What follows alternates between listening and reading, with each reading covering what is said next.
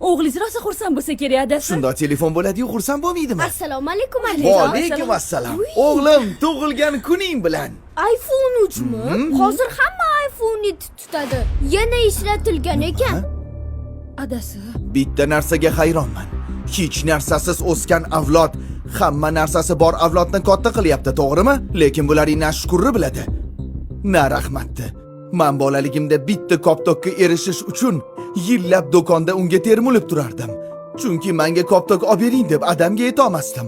Qornim ochsa ham maktab oshxonasiga kirib, bulochkani hidini hidlab turardim, lekin sotib olmasdim. Chunki koptok olish uchun pul yig'ardim. Hozirgilar otasidan uyalish naryoda tursin, so'ramasdan pulini ham ishlataveradi. Ha, sen ovqat yoqmadi, boshqa ovqat zakaz qildim deydi.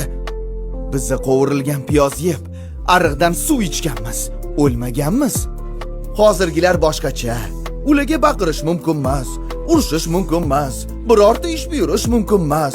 Bo'lmasam depressiyaga uchraydi, psixologiyasi buziladi. Bizda depressiyaga vaqt bo'lmagan. Sani ham esingdami? 3 olgan kunimiz o'z qo'limiz bilan otamizga kamarni olib berardik. Qilgan xatoyimizni oldindan tan olardik. Kaltak yesak ham ularni qattiq yaxshi ko'rardik. Hozirgi ba'zi bolalar esa Instagramda 100 ta like bossanglar onamni o'ldiraman degan ahmoqona gaplarni ham gapirishyapti. Biza gilamlarni qo'limiz bilan chizib uxlab qolardik. Hozirgilar telefonini quchoqlab uxlayapti. Bitta hikoyani topish uchun kutubxonani soatlab tutardik. Bular internetdan shundoqqina ko'chirib qo'yadi. Biz o'qigan maktablarda hatto atapleniya yo'q edi. Kurtkada dars o'tib, ho'l bo'lgan paypoqlarimizni tokchani oldiga ilib qo'yardik. Bitta kitobni 5 ta sinfdosh talashib o'qirdik. Hozir 5 ta kitob bitta bolaga to'g'ri keladi, lekin birortasi o'qimaydi. Dodalarimiz, otalarimiz, o'zimiz hammamiz qiyinchilikda yashadik. Lekin shukurimiz bo'lgan-ku. Bolam, sizlar yashayotgan hayot bizani hatto orzuyimizda ham bo'lmagan.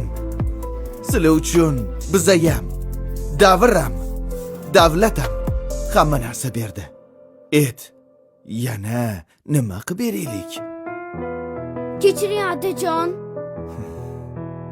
Notinch yurtlarda bunaqa narsalar naryoda tursin. Ochlikdan o'layotgan bolalar qancha, bolam? Hammasiga shukur dadajon. Tug'ilsayding o'zbek degan